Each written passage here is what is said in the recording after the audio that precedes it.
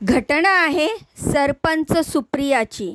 सुप्रिया वाडकर, वय वर्ष 33, मूळची सैनिक टाकळी गावची.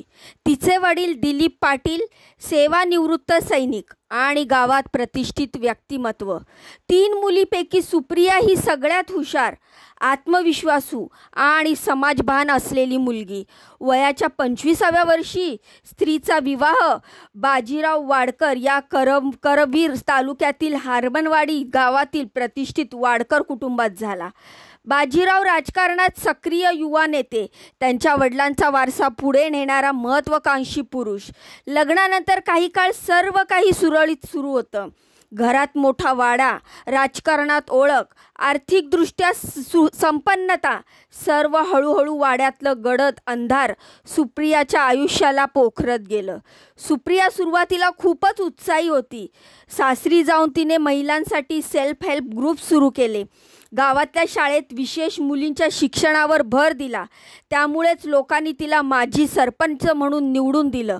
पण बाजीरावच्या मनात मात्र सुप्रियाचं वाढतं सामाजिक महत्त्व चुपायला लागलं होतं. सुरुवातीला सूक्ष्म टोमणे, मग थेट घरातच प्रश्न, कशासाठी एवढं फिरतेस, बाहेर कोणासाठी राजकारण करायचं असेल तर माहेरी कर, हे प्रश्न मग संशयात बदलले. तिच्या मोबाईलवर नजर, मित्रांबाबत चौकशी, कोणाशी बोललीस, काय बोललीस याचे सतत प्रश्न. एक दिवस तर तो एवढा ओरडला, तुझं आणि त्या पत्रकार रमेशचं काहीतरी सुरू आहे ना. सुप्रिया हादरली. रमेश फक्त गावच्या कामासाठी बोलायचा, पण बाजीरावच्या डोक्यात संशयाचं वादळ उगम पावत होतं. यात भर म्हणून पैशाची मागणी. तुझ्या बापाला सांग शेती विकून 10 लाख रुपये पाठवून द्यायला, नवा ट्रॅक्टर घ्यायचा आहे.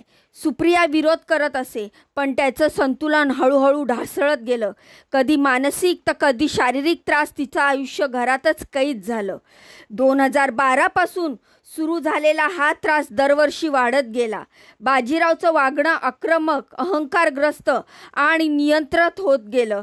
महिन्यातून एकदा तरी चरित्र्यावर शंका घेणं हे ठरलेलं. त्यातच 2 मुलं, एक मुलगा 8 वर्षाचा आणि मुलगी 6 वर्षाची. सुप्रिया पोरांसाठी सगळं सहन करत होती. वडिलांना काही बोलायचं नाही, समाजात नाव खराब होईल, राजकीय कारकीर्द संपेल म्हणून ती गप्प होती. पण एक दिवस करून ती आतून मेली होती. घरातच तिला वेगळी खोली दिली गेली होती. बाजीरावचा तिला स्पर्शनही बंद झालं होतं. नातं केवळ नावापुरतं उरलं होतं. सकाळ होती, बाहेर उन्हाची सोनेरी किरणं तिच्या घरात अंगणात पसरत होती, पण सुप्रियाच्या मनात मात्र काळोखच पसरलेला होता. बाजीरावचा वाढदिवस तिने नेहमीप्रमाणे चहा केला, मुलांना डबे भरले आणि पतीला हलकीशी हसू देत शुभेच्छा पण दिल्या. पण त्या हसण्यामागे किती वेदना दडल्या होत्या हे कोणालाच जाणवलं नाही. ती एकटीच होती, फक्त शरीराने नव्हे तर आतूनही. सकाळी बाजीराव बाहेर गेला आणि घरात निवांत शांतता पसरली, पण त्या शांततेखाली धगधगतं दुःख दडलेलं होतं. ती हळूहळू चालत होती, आपल्या खोलीत गेली, कपाटातून एक पिवळसर वही काढली आणि शेवटचं वाक्य लिहिलं. माझ्या मनात अजून प्रेम आहे, पण जगण्यासाठी शक्ती उरलेली नाही. संशय, अपमान आणि त्रास या सगळ्यांना मी हरली आहे. मुलांना सांभाळा. सुप्रिया एकटी होती. त्या दिवशी तिच्या मनात काय सुरू होतं याचा अंदाज कोणालाही आला नाही. तिने आपल्या लहानशा वहीत शेवटचा संदेश लिहिला. आयुष्याच्या सगळ्या परीक्षा दिल्या, पण या संशयाच्या जखमाने तिला संपवलंय.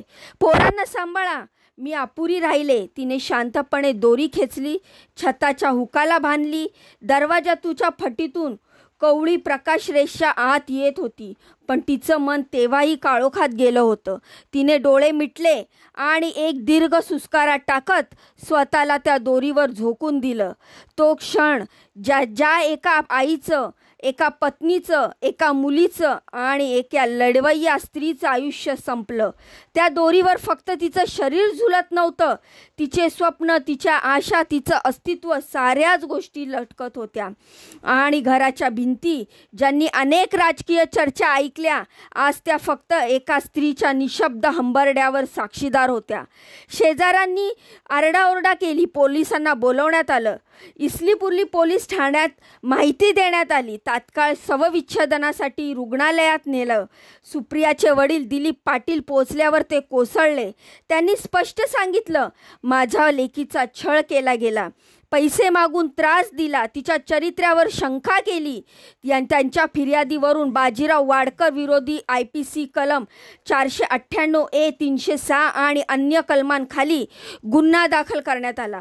पोलिसांनी घडाची झडती घेतली. सुप्रियाची डायरी, तिचा मोबाईल तसेच काही पत्रके जप्त केली. घटनेनंतर गावात संतापाची लाट उसळली. महिलांनी मोर्चा काढला. सुप्रियाला न्याय मिळालाच पाहिजे असं फलक झळकलं. काही स्थानिक राजकीय नेत्यांनी बाजीरावच्या बाजूने भूमिका घेतली. काहींनी मात्र स्पष्ट सांगितलं, माणूस सत्तेच्या नशेत काय करतो ते आम्ही बघतोय. सुप्रियाची आत्महत्या केवळ एक कौटुंबिक घटना नव्हती, ती एका व्यवस्थेवरचा प्रश्न होती. स्त्रीला घरातच मारलं जातंय, तिचा आवाज दाबला जातोय आणि सगळं लोकप्रतिनिधीच्या बॅनरखाली लपवण्यात येतंय.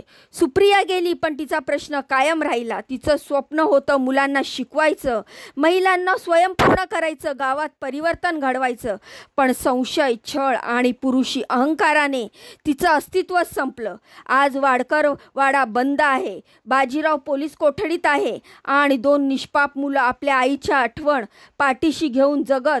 सुप्रियाचा मृतदेह जाताना तिच्या वडिलांना एकच वाक्य उच्चारलं, ही मुलगी समाजासाठी मेली, पण आम्हाला तिच्या मृत्यूचं उत्तर हवंय.